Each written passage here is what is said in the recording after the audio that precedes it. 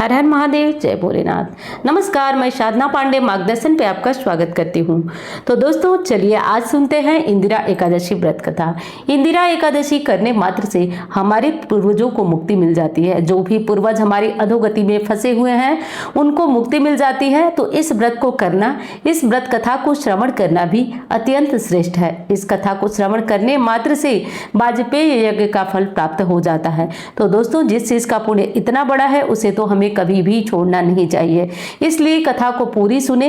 कथा को सुनने के साथ साथ पसंद आए तो लाइक भी करिए। चैनल को आपने सब्सक्राइब नहीं किया तो जरूर कर लीजिए, इस तरह के विभिन्न कथाओं के लिए और छोटी बड़ी जानकारियों के लिए। चलिए दोस्तों कथा प्रारंभ करती हूँ। धर्मराज युधिष्ठिर कहने लगे, हे भगवान, अश्विन कृष्ण एकादशी का नाम क्या है, इसकी विधि तथा फल क्या है, सो कृपा करके मुझसे कहिए।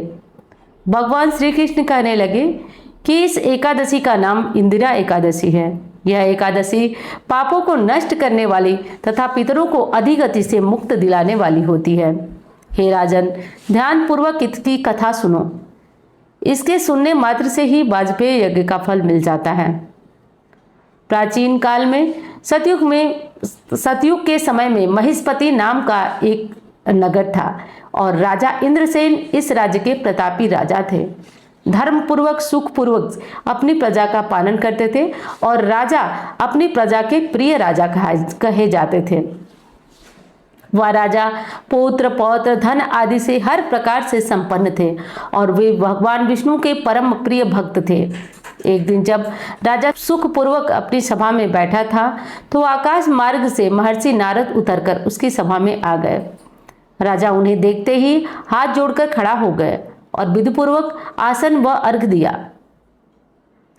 सुख से बैठकर मुनि ने राजा से पूछा, हे राजन, आपके सातों अंग कुशल पूर्वक तो हैं, तुम्हारी बुद्धि धर्म में, मन विष्णु भक्ति में तो रहता है।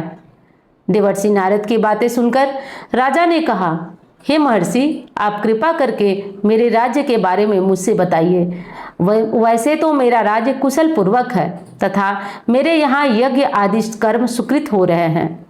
आप कृपा करके अपने आगमन का कारण मुझसे कहिए। तब ऋषि कहने लगे, हे राजन, आप आश्चर्य देने वाले और विभिन्न प्रकार के कष्टों से मुक्ति दिलाने वाले मेरे वचनों को तो सुनिए। राजा बोले कि मुनि, कृपा करके आप मुझे अपने वचनों से कृतार्थ करिए। मैं तब जाकर के महर्षि नारद अपने वचन कहने लगे और बोले, मैं एक समय ब्रह्मलोक से यमलोक को गया। वहाँ श्रद्धापूर्वक यमराज से पूजित होकर मैंने धर्मशील और सत्यवान धर्मराज की प्रशंसा की। उसी यमराज की सभा में महान ज्ञानी और धर्मात्मा मैंने तुम्हारे पिता को भी देखा। एकादशी का व्रत भंग होने के कारण मैंने उन्हें यमराज के पास उन्हें देखा।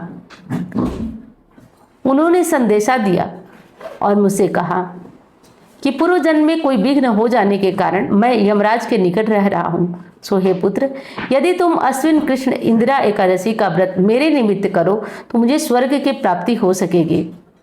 इतना सुनकर राजा कहने लगे, हे महर्षि, आप इस व्रत की विधि मुझसे कहिए। नारद जी से कहने लगे, अश्विन मास के कृष्ण पक्ष की 10वीं तिथि के दिन प्रातःकाल श्रद्धापूर्वक स्नानादि से निवृत्त होकर पुनः दोपहर को नदी में जाकर स्नान करें। फिर श्रद्धापूर्वक पितरों का श्राद्ध करें, एक बार भोजन करें। प्रातःकाल होने पर एकादशी के दिन दातून करें, स्नान करें। फिर व्रत के नियमों को भक्तिपूर्वक ग्रहण करता हुआ प्रतिज्ञा करें कि मैं आज संपूर्ण भोगों का त्याग कर निराहार एकादशी व्रत करूंगा। हे अच्युत, हे पुंडरीकाक्ष, मैं आपकी शरण में हूँ, आप मेरी रक्षा कीजिए। इस प्रकार नियम पूर्वक शालिग्राम की मूर्ति के आगे विधि पूर्वक श्राद्ध करके योग्य ब्राह्मणों को फलाहार का भोजन कराएं और उन्हें दक्षिणा दें। पितरों के श्राद्ध से जो बच जाए उसे सूंघ कर गौ को दें तथा धूप दीप गंध पुष्प नैवेद्य आदि सब प्रकार की सामग्री से ऋषि के भगवान की पूजा करें। रात में भगवान के निकट जागरण करें। इसके पश्चात एकादशी के दिन प्रातः काल होने पर भगवान का पूजन करके ब्राह्मणों को भोजन कराएं। भाई बंधु बांधव स्त्री पुत्र सहित आप भी मौन होकर भोजन करें। नारद जी कहने लगे, हे राजन, इस विधि से तुम यदि आलस्य रहित होकर इस प्रकार एकादशी का व्रत कर सकोगे तो तुम्हारे पिता अवश्य ही स्वर्ग को लोक को जाएंगे। इतना कहकर नारद जी अंतर्ध्यान हो गए। नारद जी के कथनानुसार राजा अपने बांधवों तथा दासों सहित व्रत के प्रभाव से और उनके पिता पुष्प वर्षा करते हुए आकाश लोक से गरुड़ के आसन पर बैठकर विष्णु लोक चले गए। राजा इंद्रसेन भी एकादशी के व्रत के प्रभाव से निष्कंटक राज्य करके अंत में अपने पुत्र को सिंहासन पर बैठकर स्वर्ग लोक को चले गए। हे युधिष्ठिर, यह इंदिरा एकादशी का व्रत का महात्म मैंने तुमसे कहा। इसके पढ़ने सुनने से सब पाप से छूट जाते हैं और सब प्रकार के भोगों को भोगकर व्यक्ति को वैकुंठ की प्राप्ति होती है। और इस प्रकार से कह करके और भगवान ने सभी मानव जनों को यह संदेश दिया कि वे इंदिरा एकादशी का व्रत अपने पूर्वजों के लिए करें। इसलिए दोस्तों, आपको इंदिरा एकादशी का व्रत और नियम जरूर पालन करना चाहिए। और चलिए, अब इंदिरा एकादशी में क्या खाना चाहिए वो तो आप जानते हैं, लेकिन विशेषकर ध्यान दीजिए दोस्तों कि इंदिरा एकादशी के दिन व्रत कथा भी आपको बहुत कुछ समझा चुकी है। इसलिए आप ध्यान रखें कि आप हर स्थिति में अपने आज पूर्वजों का ध्यान जरूर रखें। तो इसलिए आप हर स्थिति में अपने पूर्वजों का ध्यान करते हुए आज का दिन बिताएं। इसलिए ध्यान रखें कि आज पूर्वजों का स्मरण, उनका पूजन, उनको चिंतन हर स्थिति में आपको करना ही करना चाहिए। इसलिए हर स्थिति में आप जिस किसी स्थिति में हैं अपने पूर्वजों को ध्यान करें और पूर्वजों का ध्यान करते हुए आप भगवान से प्रार्थना करें कि उन्हें भी सद्गति की प्राप्ति हो और आपके जीवन में आपका जो कार्य है वो सब बहुत अच्छी गति से पूर्ण हो। इस प्रकार करते हुए दोस्तों, आपको अपना कार्य, आपको अपना समय, अपना सब कुछ बिताना चाहिए। इस तरीके से आप ध्यान रखें और इस तरीके से करके ही आप अपना काम कर सकते हैं। तो और एक चीज और है दोस्तों, चलिए आज मैं सुना देती हूँ गीता का 7वां अध्याय। इसे सुनने से अपने पितरों को मुक्ति मिलती है। इसलिए सभी लोग आज गीता के 7वें अध्याय का पाठ जरूर सुने। और उससे पहले वीडियो पसंद आ रही है तो लाइक करेंगे तो मैं भी मोटिवेट होती रहूंगी। और आज इसे समय निकालकर आप सभी सुन रहे हैं उसके लिए धन्यवाद। पितरों की कृपा अनिवार्य रूप से बरसती है, इसलिए आज मैं इसे सुना रही हूँ। श्री भगवान बोले, हे पार्थ, मुझ में अनन्य प्रेम आसक्त हुए मन वाला और अनन्य भाव से मेरे परायण होकर योग में लगा हुआ, मुझको संपूर्ण विभूति, बल, ऐश्वर्य आदि गुणों से युक्त हुआ आत्मरूप जिस प्रकार संशय रहित होगा, जानेंगे उसको सुनिए।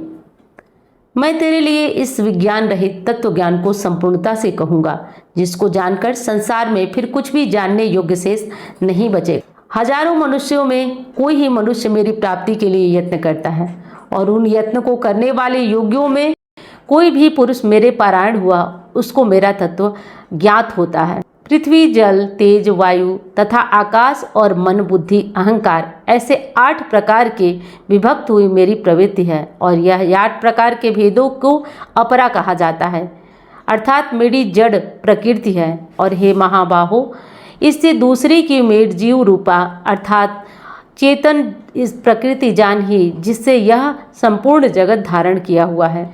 हे अर्जुन, तू ऐसा समझ कि संपूर्ण भूत इन 2 प्रकृतियों से उत्पन्न होने वाला है और मैं संपूर्ण जगत की उत्पत्ति तथा प्रलय रूप हूँ, अर्थात संपूर्ण जगत का मूल कारण हूँ।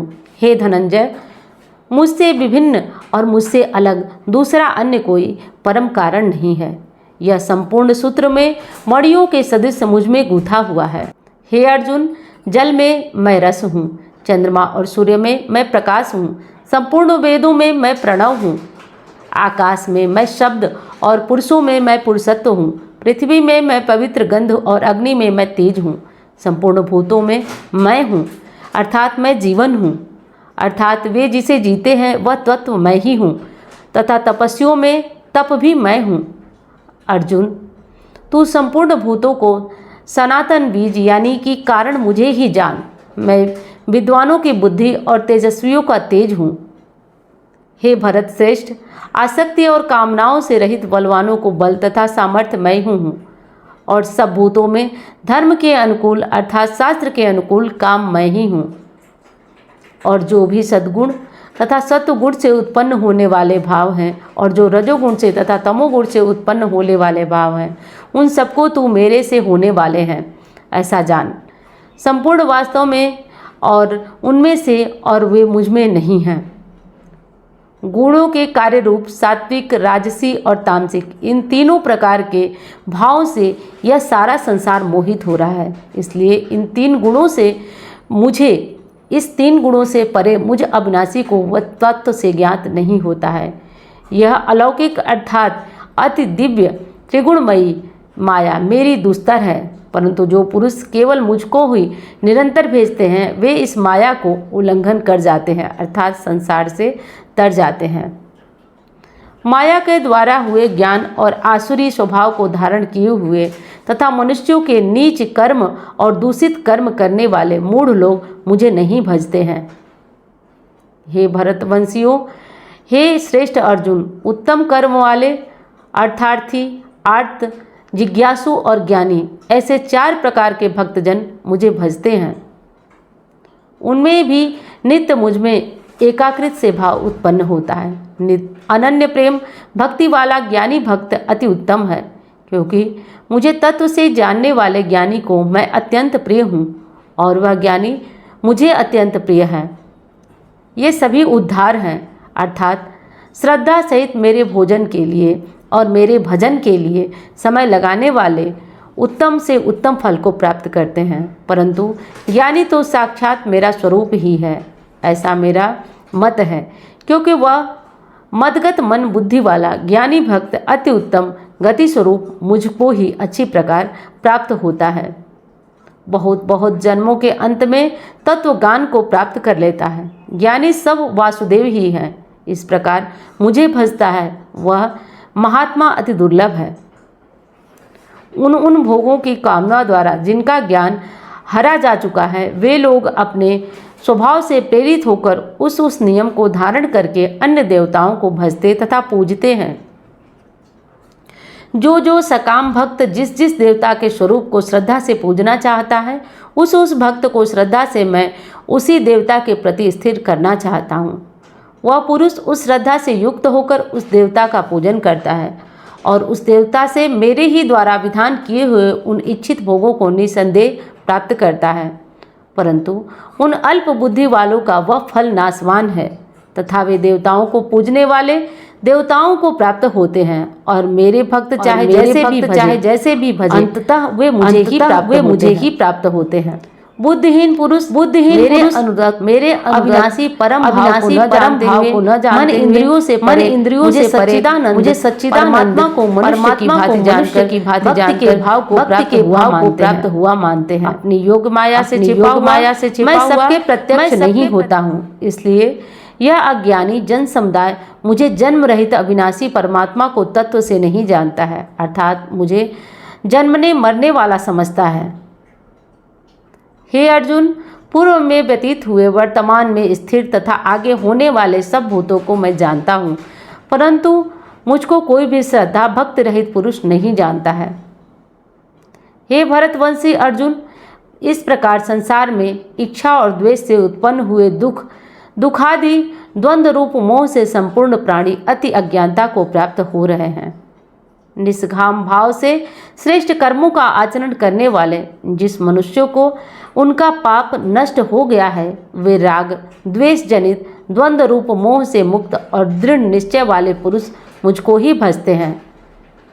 जो मेरे शरण आकर जरा और मरण के जन्म यत्न करते हुए और पुरुष उस ब्रह्मा को तथा संपूर्ण धर्मात्मा और परमात्मा को संपूर्ण कर्म को जानते हैं, जो पुरुष अधिभूत और अधिदैत्य के सहित और अधियज्ञ के सहित मुझे अंत काल में भी जानते हैं, वे युक्त चित्त वाले पुरुष मुझको ही जानते हैं, अर्थात मुझको ही प्राप्त होते हैं। इस प्रकार उपनिषद ब्रह्म विद्या तथा योग शस्त्र स्वरूप श्रीमद् भगवत गीता श्री कृष्ण तथा अर्जुन के संवाद में माँ ज्ञान वियोग नामक 7वां अध्याय संपूर्ण हुआ। दोस्तों, आपने 7वां अध्याय सुना, इससे पितरों को सद्गति मिलती है। तो बहुत बहुत धन्यवाद कथा पूरी सुनने के लिए। मैं मिलती हूँ आपसे अन्य वीडियो में। धन्यवाद। हर हर महादेव।